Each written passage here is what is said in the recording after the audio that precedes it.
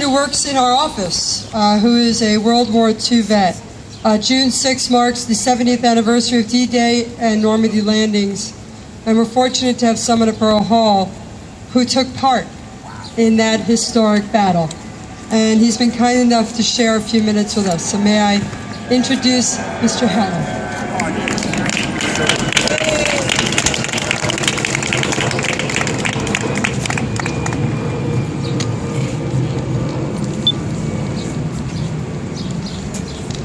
Sun's coming out just for you. Sir, you have to leave. Have a good day. Good morning, everybody. Good morning, sir. I was not in the Air Force, I was in the infantry. Okay. My name is Arno Heller. I'm a combat veteran of World War II. I was born in Hamburg, Germany, and came to the U.S. as a refugee from Nazi Germany in August 1939. In early 1942, I volunteered for the U.S. Army and was inducted in October 1942. I was checked by the FBI to make sure that I was not a spy. After basic training in Georgia, I was sent to North Africa and was assigned to the 39th Infantry, part of the 9th Infantry Division.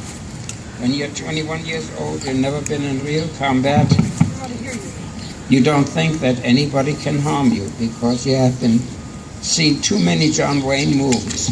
Believe me, nothing will shock you as much as when you see your first bodies. Then you realize this is for real. This can happen to you. Of course, after a few days of seeing these bodies or the wounded, you become sort of immune to these thoughts. You carry on and think, when it hits you, it will hit you. There's nothing you can do about it. You're a soldier, and you will do your duty. I also made the invasion of Sicily in July 1943. Compared to what was in store for us, it was a piece of cake, even though we took a lot of casualties. In November, we were sent to England, where we trained very hard for the coming invasion of France. These 8 months in England, but despite the training, a lot of fun. We had furloughs and weekend passes. The only way to realize that there was a deadly war on was the nightly blackout and the drones at night of the RAF bombers on the way to targets in Germany. During the day, we watched our own 8th War B-17 with the escort of fighters leave for their daylight bombing raids. Sometimes these squadrons of planes numbered in the thousands, and there was a certain feeling of sorrow for the Germans who had to take punishment. These feelings did not last long. War is war and is deadly. We also watched gliders with soldiers of the 82nd paratroopers on board being pulled through the sky. Everyone was getting prepared for the invasion. A few days before D-Days, all leaves were canceled and we were confined to the camp. All telephones went dead and we could not make outgoing calls, all signs that something big was up. On June 4, 1944,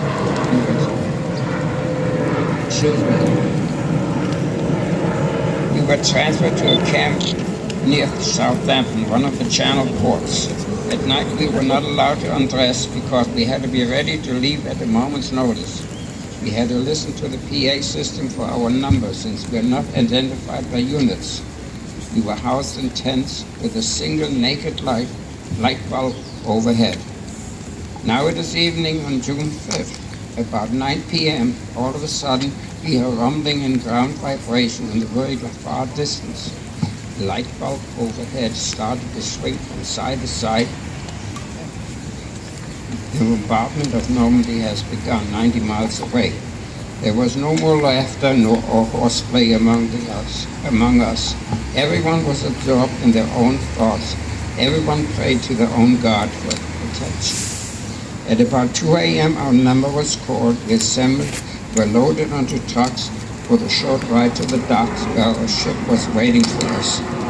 But now it was daylight and our ship started out in a convoy for the trip to the beaches. We checked our weapons once more, making sure that our rifles were loaded, our hand grenades at the ready, and the knives and bayonets were sharp. I was a sniper with a sniper's scope on my rifle. I trained long and hard and was a pretty good shot. As we approached the French coast, we saw the first casualties floating in the water. Everyone was quiet. Soon the command came, climb over the side of the ship onto a landing craft. When the craft was full, we set out for the beach. This was it. All the training, all the preparations came down to this moment. Luckily, we did not have to wait until the beach. The landing craft was able to deposit us right onto the sand. Our platoon assembled to be headed off Utah Beach. All around us was mass confusion, so it seemed. Actually, it was well organized. We set out for a cut in the dunes, and everyone made it across the beach without any casualties. On this first day on the beach, we did not meet any enemies, except for a couple of Luftwaffe flying over the beach without firing a shot. We spread out at night and looked for some kind of shelter. It was cold and damp. I found shelter in a crashed glider. The blood was still on the cushions, but I was tired, and after combat in Africa and Sicily, it did not bother me too much. Of course, sleep as such was unthinkable. We listened to the sounds of machine guns, bursting of artillery shells. Some hours, many affairs. As long as it wasn't closed, it did not bother me. Only the Germans had a weapon. It was developed by the Russians and perfected by the Germans. 6 rockets were fired, one after another, with a terrifying, nerve-wracking sound. They crashed with a tremendous explosion, and believe me, anyone who says they were not scared is a liar. Our division was credited with taking Cherbourg, but on the way there we suffered many casualties, many anxious and scary moments. After the taking the town, we had one day of rest. We were sleeping in our top tents for the first time in weeks, when all of a sudden, all hell broke loose. The Germans counterattacked with tanks and an elite SS unit. Lucky for us, we fought them off and took many prisoners. The SS unit was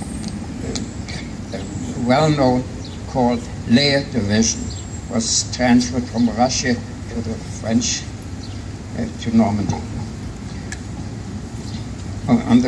Once on the way to Cherbourg, we came upon a small village overlooking the beaches. A German fortification, a pillbox with a big cannon inside, stood in the way of us taking it.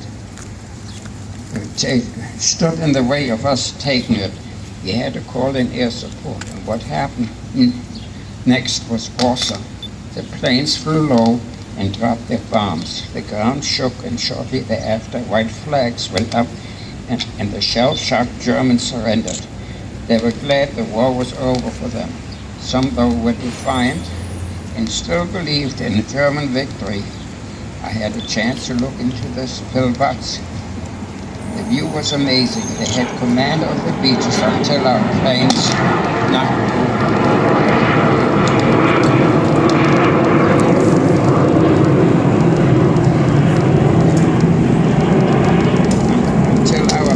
knocked them out.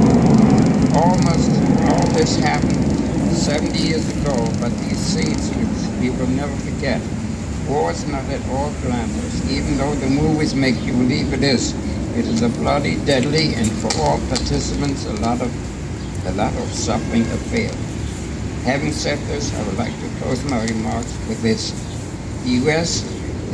is the greatest country in the world, and if you have to serve your country, wear your uniform with pride and always respect our flag, the stars and stripes. I know I do.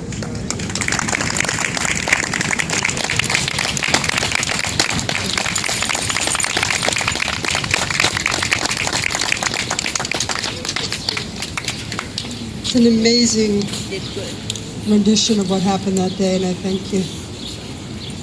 Can I acknowledge, please,